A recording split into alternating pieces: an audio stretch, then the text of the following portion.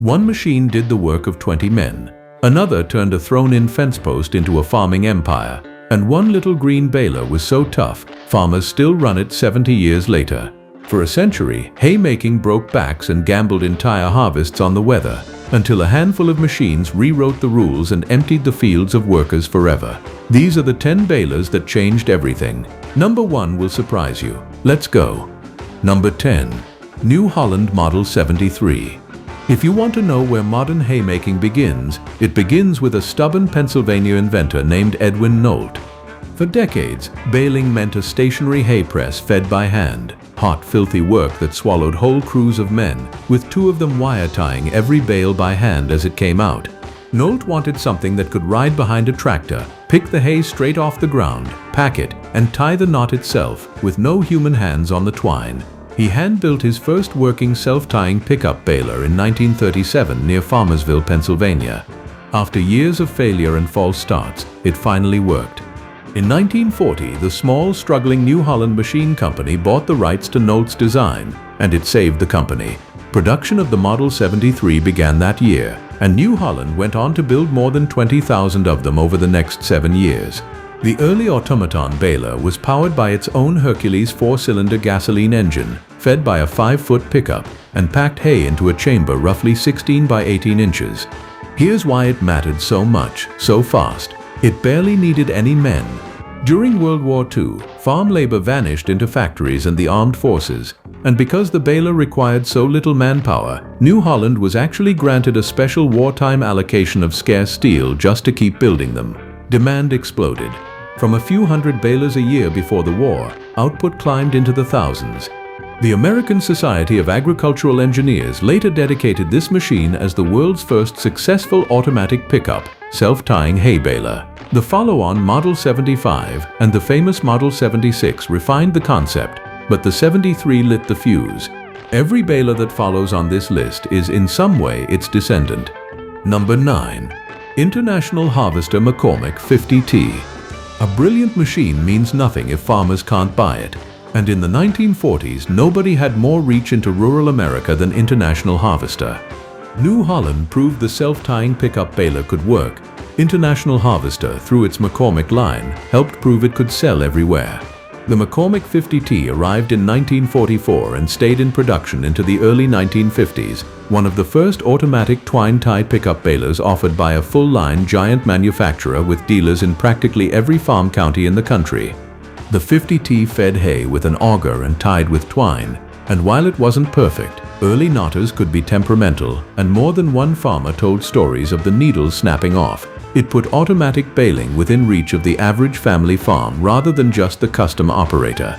When a machine like this appears in the catalog of a company the size of IH, it stops being an experiment and becomes an expectation. There's a wonderful piece of real-world lore from this era. One Kentucky farmer's 50T refused to tie a decent knot for weeks until the day the needles busted off passing over a tree stump, forcing a full knotter replacement. With the new knotter fitted, it tied beautifully ever after. That's the reality of this generation of machines. Rugged, cantankerous, endlessly fiddled with, and utterly transformative. International Harvester would follow the 50T with the McCormick 45 and 55, which became some of the best-selling small balers of the 1950s. But the 50T's real legacy is broader than any one model. It signaled that the entire industry, every color, every brand, was now racing toward the pickup baler. Within a decade, the horse-drawn hay press and the hand-tied bale were finished. Whole categories of farm jobs disappeared with them, and the twine-tie automatic baler became simply how hay was made. Number 8. Allis-Chalmers Roto-Baler. Long before the giant round bales you see dotting fields today, there was a strange little orange machine that rolled hay into tidy cylinders, and it arrived earlier than almost anyone expects. The idea traces back to the Lubin family of Sutton, Nebraska, who conceived a round baling machine around the turn of the 20th century and held patents in the early 1900s. Allis-Chalmers acquired the rights in 1940. Its engineers built 6 experimental machines in 1941, and in 1947 the company launched the Roto-Baler, the first commercially successful round baler in the world. It made a small bale, roughly 3 feet long and 14 to 22 inches across, often weighing around 40 pounds. The pitch was clever. Because the hay was rolled, the outer layer formed a thatched, water-shedding roof. Cattlemen could bale a field, leave the round bales right where they dropped, and let the crop shed rain until the cows ate them that winter. The bales unrolled cleanly, kept their leaves, and were gentle on livestock. But the Roto-Baler demanded a price in patience. Owners have described it as one of the most complex, finely tuned machines on the farm, a maze of springs, latches, chains, and belts that could jam if any one part was out of adjustment, and it needed genuinely dry hay. The driver had to stop, let it tie, and kick out each bale before moving on. One farmer compared keeping it running to operating a temperamental sewing machine. Even so, it sold. Allis-Chalmers built the Roto-Baler from 1947 into 1964, brought it back again from 1972 to 1974, and produced an estimated 70,000 plus units across its life. It never fully conquered the small square heartland, but out west and among grass-hay cattlemen it earned its keep. Its true importance is what it planted in the industry's mind. Hay didn't have to be a rectangle. That single idea sat dormant for a generation, and then came back to blow the doors off haymaking entirely. Number 7. New Holland Super 77. The self-tying baler was born in the 1940s. In the 1950s, it grew up, and New Holland Super 77 is a fine emblem of that maturity. By the early 1950s, the Wild West era of baler experimentation was settling into a recognizable modern shape, a PTO, or engine-driven pickup baler that produced the familiar rectangular small square bale, tied with twine, ready to be stacked by hand or pitched onto a wagon. New Holland, riding the momentum of the Nolt design, became the dominant name in that class, and its Super Series balers were among the best sellers of the decade. The Super 77, built through the mid-1950s, exemplified the refinements that made these machines dependable enough for everyday family farms. The improved plunger, better feed geometry, and more reliable knotters meant a baler that could run windrow after windrow all day, producing consistent, well-shaped bales a person could actually lift and stack. This is the bale, the roughly 14 by 18-inch 40 to 60-pound rectangle that would define haymaking for the next half-century, and it's the bale millions of us grew up hauling. This lineage led directly into New Holland's legendary Hayliner small square balers, a name that became almost a synonym for the small square baler itself. Generations of farmers ran Hayliners, and New Holland's small square balers carry that DNA to this day. Why does a refinement earn a spot on a list of machines that changed haymaking? Because reliability was the revolution. An unreliable baler that ties 9 bales out of 10 is a heartbreak in a race against weather. The 1950s small square balers with New Holland out front crossed the threshold from clever novelty to trusted workhorse. They industrialized the hay wagon, standardized the bale, and set the stage for the next leap, not making bales faster, but getting rid of the men who had to lift them. Number 6. New Holland Stackliner Bale Wagon. Here's a machine that isn't technically a baler, and yet it changed baling more than almost anything that is, because the bale was never the hard part, handling the bale was. Even with a fast, reliable small square baler, farmers still faced the brutal second half of the job. Someone had to walk the field, pick up every single bale by hand, throw it onto a wagon, haul it in, and stack it again in the barn. A big hay day could mean thousands of bales lifted twice by aching backs. It was the labor bottleneck of the entire small square system. New Holland's automatic bale wagons, the pull-type stackliner and, later, the self-propelled stack cruiser, attacked exactly that problem. These machines drove the field, automatically picked bales up off the ground, arranged them into a tidy tiered load, hauled the whole stack home, and then set it down, or built it into a barn stack, with no one ever touching a bale by hand. Models ranged from wagons carrying 50-odd bales to big units stacking well over 100 at a time. Think about what that erased. The classic image of a hot summer haying crew, a line of teenagers bucking bales behind a wagon, could be replaced by a single operator in a seat. New Holland became so identified with this category that specialists have rebuilt and run these wagons for well over half a century, across more than 24 distinct models. The bale wagon is the quiet hero of this story. It's the machine that finally delivered on the original 1940 promise, hay with almost no crew, for the small square bale. It's also, in a way, a warning shot. Because if the whole point was to stop touching bales by hand, an even more radical answer was coming. Don't make small bales at all. Make one enormous bale a single person can move with a tractor. And in 1971, a farmer in Iowa did exactly that. Number 5. Vermeer Big Round Baler. This is the machine that split haymaking history into before and after. The story is almost too good. Gary Vermeer, an Iowa farmer inventor who founded Vermeer in Pella in 1948, had a neighbor, a cattle producer, tell him he was quitting the business because he simply couldn't find the labor to put up hay anymore. Vermeer decided the answer was a one-person hay system, a single machine run by a single person that could put up enormous volumes of hay. He and engineer Arnie Mathias chalked the concept out on the factory floor and had a prototype field testing a mere 45 days later. It didn't work at first. They couldn't get the bale to start. The legend, told by Vermeer's own people, is that Gary grabbed a fence post, threw it into the chamber, and the hay caught and began to roll. From that fence post, he knew he had something. When it was introduced in 1971, the Big Round Baler, the machine that became famous as the Vermeer 605 series, made bales nearly 10 times larger than competing balers. One person, one tractor, one baler could now put up hay volumes that used to demand a whole crew. The bales were too big to lift by hand, but that was the point. You moved them with the tractor's loader and 3-point arms, left them in the field, and fed them straight to cattle. The ripple effects were staggering. Gary Vermeer's grandson, Vermeer's CEO, put it plainly, that baler forever changed the landscape of hay and cattle farms around the world. It spawned an entire new industry of hay tools, hay rings, new barn styles, loader attachments, all built around the Big Round Bale. Walk past any cattle operation today and count the round bales in the field. Every one of them descends from a fence post thrown into a prototype in 1971. The Big Round Bale wasn't just a new shape, it was a new economics of hay, and the giants of the industry had to answer it fast. Number 4. New Holland 850 Round Baler. When Vermeer proved the Big Round Bale, the largest hay machinery company on earth couldn't afford to sit still, and in 1974, New Holland launched its very first round baler, the Model 850. By today's standards, the 850 looks like an industrial relic, an imposing framework of chains and bars, largely stripped of sheet metal, rolling out a big 5-by-6-foot bale. But it marks a genuine milestone.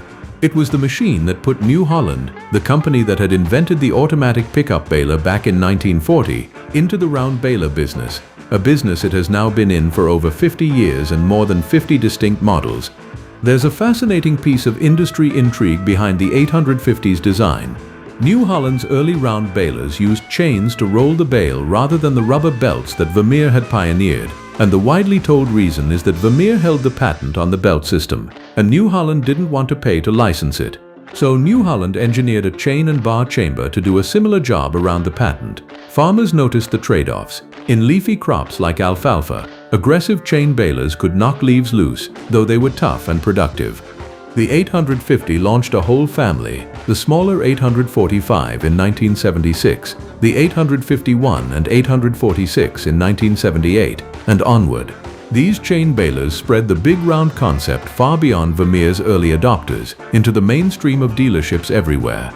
The significance of the 850 isn't that it was better than a Vermeer. Arguments about that still echo in farm forums. It's that it confirmed the Big Round Bale had won. When the company that started modern baling throws its full weight behind a competitor's idea, the debate is over. The round bale was now the future. The only question left was how to make it better. And the answer, ironically, would be to go back to belts as soon as the patent allowed. Number 3. Hesston 4800 Large Square Baler. The round bale solved the labor problem, but it created a new one. Round bales don't stack neatly and they waste space on a truck. For farmers who needed to transport hay long distances by the trailer load, the round bale was awkward. In 1978, a Kansas company solved that with a machine nobody had built before. Hesston Corporation introduced the Model 4800, the world's first large square baler, producing giant 4-foot by 4-foot square bales. It arrived at exactly the right moment. Labor was scarce and fuel prices were climbing, and farmers were desperate for machines that did more with fewer people. Getting there was a fight. Hesston engineer Alan White built a giant bale chamber in the engineering lab and hand-packed it with hay to prove the concept. And when that first hand-packed 4x4 bale didn't heat up or spoil, The engineers knew a dense giant square could be made safely. They discovered the side feed approach wouldn't work, and in 1975 built the first prototype that fed hay into the bottom of the bale chamber. A field prototype followed in early 1976, and after relentless real-world testing with farmers, the 4800 launched in 1978. The heart of that machine, the Hesston-designed double knotter, proved so durable it remained in use in Hesston big square balers for decades afterward. The concept was so sound that the design lineage ran straight through to later models like the 4900, which produced even larger 4x4 by 8-foot bales, and the milestone celebrations decades later when the 25,000th large square baler rolled out of Hesston, Kansas. The big square bale carved out its own permanent niche, dense, stackable, truckable, ideal for large-scale cattle, dairy, and, crucially, for shipping hay across states and even across oceans. If you've ever seen a semi-trailer stacked with enormous rectangular bales barreling down the interstate, you're looking at Alan White's lab experiment made real. Hesston didn't replace the round baler. It gave commercial hay a shape the round bale never could. Number 2. New Holland 630 Roll Belt. By the late 1980s, one detail had quietly decided the winners and losers of round baling: chains versus belts. And in 1989, New Holland finally got to switch sides. Remember the reason the 850 used chains, Vermeer's belt patent. As those patents expired, the industry moved decisively toward rubber belt round balers, and in 1989 New Holland introduced the Model 630, its first roll belt baler, and the first New Holland baler to form a bale with belts instead of chains. It changed the face of variable chamber baling. Why did belts matter so much? A belt-type variable chamber controls bale density without relying on the springs and mechanical latches of the old systems. You get a tighter, more uniform bale, formed more smoothly and quickly, with fewer moving parts hammering themselves to death. The 630 was also deliberately accessible. It made a 4-foot bale and required just about 35 horsepower to run, meaning smaller operations with smaller tractors could finally make their own round hay. It was designed to give the little haymaker the same one-person round baling power the big outfits already enjoyed. The roll belt name became a flagship. New Holland has led the belt baler segment for decades since, with hundreds of thousands of roll belt balers working worldwide and a string of firsts in density, capacity, and net wrap. The 1980s in general were a decade of round baler refinement, net wrap replacing twine, airbags adjusting density, and the shift to belts embodied by the 630 is the change that stuck. The 630 closes a remarkable circle. The company that built the first successful automatic baler in 1940 spent the 1970s answering a competitor's round bale revolution with a workaround, and by 1989 finally embraced the belt technology that defines round baling to this day. From Ed Nolt's knotter to the roll belt chamber, it's one continuous 50-year thread of getting hay off the field with fewer hands. Number 1. John Deere 14T. We finish with a machine that isn't the biggest, the first, or the most futuristic, but might just be the most beloved and one of the most enduring balers ever built. When John Deere introduced the 14T in the mid-1950s, it was Deere's first twine tie baler, and it landed like a hammer. Deere's earlier wire tie side shooter balers had never really caught fire, but the 14T did something that genuinely reshaped the daily rhythm of the farm. It made haying, for the first time, a true one-man operation. One person could cut, rake, and bale a crop of twine-tied bales without a crew hand-feeding or hand-tying anything. Farmers took to it immediately, and wire tie balers were essentially finished overnight. But the 14T's real claim to greatness is its sheer, stubborn longevity. Sit in on any gathering of old baler owners and you'll hear the same thing again and again. The 14T just keeps going. People still buy them, still bale straw and hay with them, and still praise the clean, well-shaped bale that spits out the back. Owners tell of pulling a 14T out of a barn after 20 years of sitting, airing up a flat tire, oiling the knotter, and watching it tie a perfect bale on the first try. It wasn't the fastest baler, feed it too aggressively and you'd shear a pin. But it was simple, honest, repairable, and nearly immortal.